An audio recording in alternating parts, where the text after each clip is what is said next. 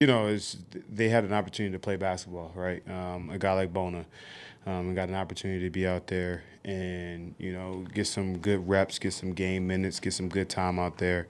A guy like Justin Edwards getting a chance to go out there, show why he was the number 1 player in high school, and get on the floor and get some NBA minutes and those type of things. The young guys, how you get better in this league is repetition and experience. And, unfortunately, it came, as a losing season, but these guys got a chance to be on the floor, getting real NBA minutes against NBA competition and NBA coaching. So, you just continue to, you look at these guys and say, all right, like, now going to the summer and use that and use it to get better.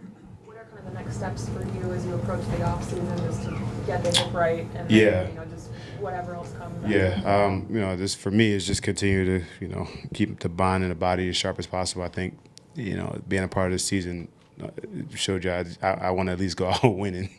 And, today was like, we know we was going not making the playoffs and this and that. But I think I walked in the building today and was kind of a little bit sad because, we all thought that we would be a little bit playing a little bit longer, and we thought we had a good team and on paper, but you still got to put it down on the floor. So for me, it's just about, I do want to play one more year and at a level where I can compete and play and help a team. Even if I'm not playing, I'm just here, or if I am playing, but I still want to play one more year, and hopefully it's here.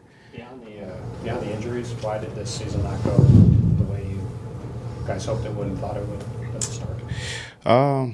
I think injuries was a big part of it, Tim, and I know if you want beyond the injuries, I think we never can have no consistency because of the injuries. And, we had to change, schemes offensively and defensively, and Nick had to adjust a lot. And, it was a tough job for him having to adjust, not knowing who's in, who's out, and injuries and hurting, all that stuff. And, we unfortunately lost on the league MVP early, and not having him, is just, your team is always going to be, trying to figure it out around him. So, we want him to be, if he was here and healthy, we'd be in a different situation. Paul having his knee, having his injuries, and just Jared McCain start off with a great season and injuries, and it's just been a lot of that inconsistency. I just kind of say tough when you don't have the guys on the floor. And Coach did the best he could, trying to figure out game plans. You said you hope it's here the last Yeah. year. What is it about the roster, obviously your relationship with Nick, just what are sort of the factors that make you hope that I just, I have a great relationship with Coach, of course, and I think the pride of being a Philadelphia and playing for Philadelphia is also like you want to figure out how to be a part of something different and special. And I think you guys all know how I feel about Tyrese Maxey, and he's the reason like that.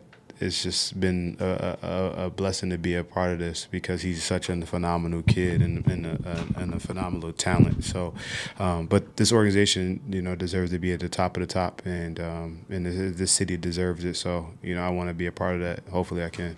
Kyle, a lot of guys have cited your influence in helping them as some of these young guys as they've gotten minutes. Do you get any satisfaction from that, of being able to help some of these guys even when you're not playing and maybe it's difficult moments? Yeah, the only thing is they call me ancient, so it's the only problem I have with it. But this is what I'm here for, man. As a competitor, of course, I want to be on the floor and playing and competing. But as a elder statesman in this league, you get enjoyment out of watching these kids grow. Because I was once in their shoes, and I've been through the things that they've been through, sometimes playing, sometimes not playing, sometimes getting big minutes and having great shooting games, then having terrible shooting games, and just figuring out a way to ride the wave and stay consistent is, what I get out of that is trying to help them be consistent. Kyle, how difficult is a challenge when y'all don't really have there were not a lot of minutes together with the core group? How big a challenge is that going into next season? It's a challenge. The better teams are, they're always the same teams, when you build that team, 3-4 years in, and this was supposed to be that first year, that would have been a great year to have everybody together. Then, whatever would have happened this year, then next year, it could be the next step.